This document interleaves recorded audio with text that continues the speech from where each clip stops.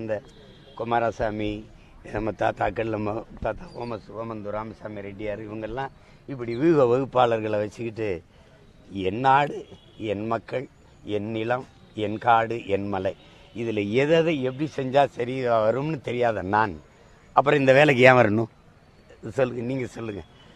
செங்கொண்டத்தில் யாரை நிறுத்தினா வெல்லலாம்? இங்கே யார்? இங்கே அரியலூரில் யார்? பெரம்பலூரில் யார்? திருவண்ணாமலையில் செய்யாறில் யாருன்னு இது கூட தெரியாத நான் எப்படி?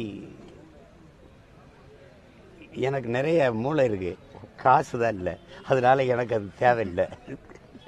அது நீ எத்தனை வியூகத்தை வச்சு என்ன பண்ணுறது? கத்தரிக்காயின்னு தாளில் எழுதி பயன் இல்லை.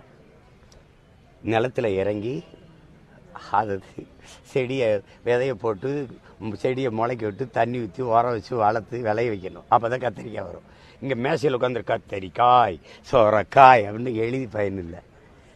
அது